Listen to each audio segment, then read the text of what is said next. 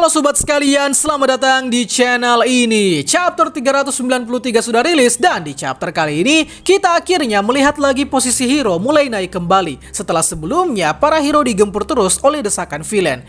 Di chapter kali ini cukup mengejutkan cuy, karena akhirnya kita ditunjukkan puncak konflik antara Ochako versus Toga, di mana Ochako untuk membalikan keadaan, quirknya secara tiba-tiba mengalami peningkatan drastis. So untuk itu di konten kali ini kita akan review chapter 393. Tapi sebelum lanjut, subscribe channel ini biar admin makin semangat buat kontennya. Dan mari kita mulai. Tak bernama. Oh iya, sebagai tindak lanjut dari perombakan model pembahasan di channel ini, mulai dari chapter 393, saya akan sebatas membahas poin penting yang terdapat pada chapter yang dimaksud. Karena saya pikir kalau menjelaskan alurnya dari panel per panel, jatuhnya bakal membuang-buang waktu. Jadi saya harap kalian yang sudah menonton konten ini sudah membaca chapter 393. Oke lanjut, di awal chapter kita kembali ke flashback masa lalu Toga saat masih bersama dengan geng Lake of Villain. Nah, timeline terjadinya flashback ini kemungkinan berada di waktu saat Lake of Villain sedang berada di masa-masa paceklik atau masa di mana Lake of Villain sudah tak didanai oleh All For One dan masa sebelum mereka menghadapi Meta Liberation. Nah, pada flashback ini terjadi diskusi soal Toga yang belum memiliki nama julukan sebagai villain. Secara teman-temannya seperti Twice, Mr. Compress, Dabi, dan Spinner sudah memiliki nama villain. Tujuan dari penamaan villain ini adalah harapan agar ketika di masa depan dia menjadi villain terkenal, maka nama julukannya bakal menciptakan rasa takut bagi musuhnya. Lalu penjelasan nama julukan ini dijelaskan oleh Dabi dan Shigaraki, bahwa nama julukan adalah produk sebelum diberlakukannya pembatasan queer, dan juga menurut Shigaraki adanya nama villain ataupun nama hero adalah cara agar seorang pahlawan ataupun penjahat dapat menyembunyikan identitas aslinya. Serta penamaan ini juga terinspirasi dari cerita-cerita superhero dalam komik. Karena yang terjadi di dunia My Hero Academia sekarang adalah adanya fenomena manusia super seperti di dalam komik. Maka dari itu terciptalah kebiasaan menamai diri dengan nama hero dan villain sebagai bagian untuk merealisasikan cerita yang ada di komik. Nah, di sini Shigaraki uniknya berkata kalau dia tak butuh nama villain. Lalu apa yang terjadi pada Shigaraki sebenarnya? Kembali ke Toga, lantas apakah Toga berniat memakai nama villain untuk dirinya sendiri?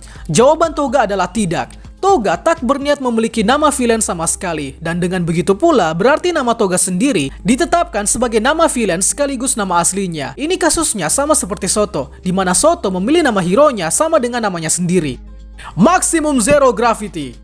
Kita lalu kembali ke timeline saat ini, di mana ini terjadi saat Toga berhasil menusuk perut Ochako hingga terluka parah. Toga lantas dihantam balik oleh Ochako, dan begitu pula Toga kini berada dalam pengaruh quirk Zero Gravity dengan Toga yang kehilangan massa gravitasi. Kita lalu difokuskan ke Toga, yang mana Toga meluapkan segala kekesalannya dengan realitas hukum dunia yang selalu memarginalkan kaum yang berbeda. Seperti Toga misalnya, yang Toga duga jika saja dia menyerah saat ini, maka dia akan dipenjara dan kemudian dihukum mati.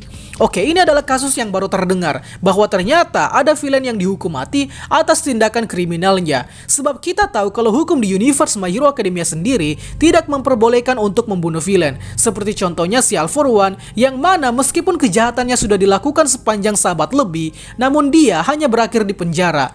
Ya, untuk membahas ini kita akan bahas di lain waktu. Nah, selama Toga mengoceh soal hukuman mati, tiba-tiba di ujung jari Ochako memunculkan semacam percikan listrik. Ada apa ini sebenarnya? Nah, untuk mencegah pergerakan Ochako, Toga yang terancam kini menggunakan jurus baru yang adalah Setman Legion. Setman Legion ini adalah jurus yang diadaptasi dari kekuatan Quirk Double, yang kemudian cloning dari Quirk Double menghisap percikan darah dari hero maupun villain. Alhasil terciptalah Setman Legion, yang jurus ini memunculkan duplikat dari hero dan villain yang telah dikloning oleh cloningan Twice. Gila, ini parah banget, udah kayak serangan Skrull cuy. Si reporter yang meliput kejadian ini shock dengan tumpukan cloningan Twice yang bentukannya sudah kayak tsunami. Nah, yang diucapkan oleh reporter ini adalah teori yang akhirnya kejadian. Apa itu?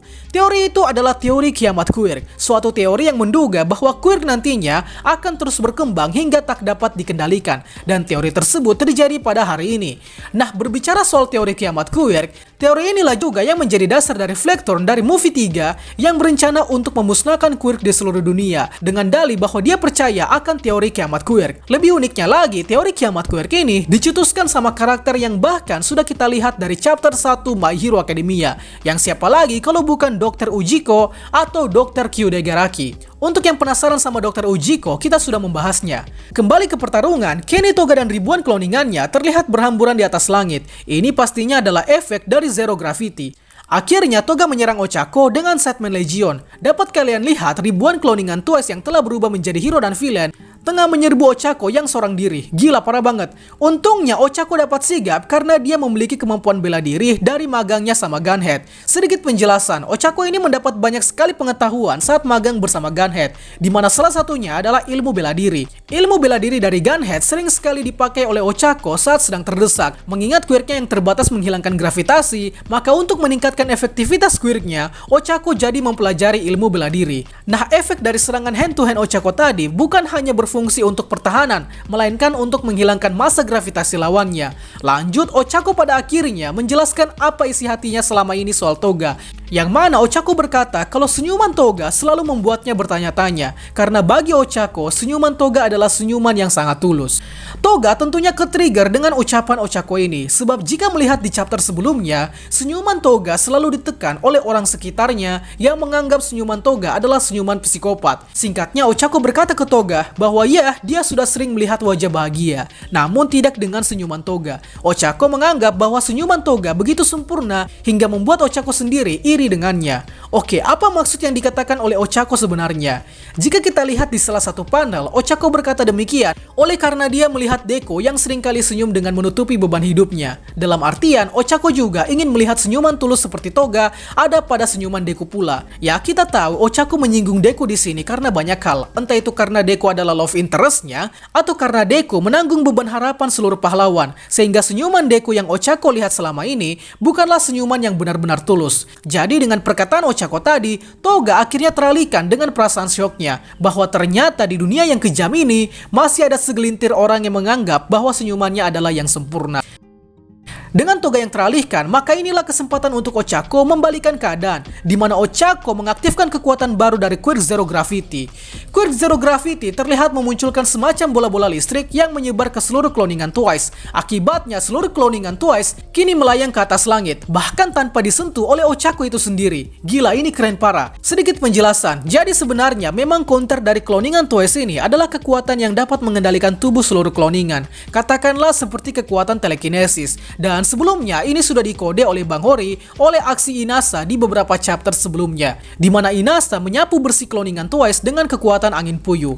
Nah, yang dilakukan oleh Ochako ini hampir sama dengan Inasa, namun Ochako lebih hebat lagi karena dia tanpa menyentuh setiap cloningan dapat menghilangkan massa gravitasinya dan otomatis seluruh cloningan ini berhasil di take over oleh Ochako. Sugoi. Pertanyaannya sekarang, apakah Quirk Ochako sudah mengalami awak kening di sini? Sebagian besar berpendapat bahwa ya, Ochako dengan Quirk Zero Gravity sudah mengalami awak kening, sebab Ochako sudah memenuhi syarat awak kening Quirk.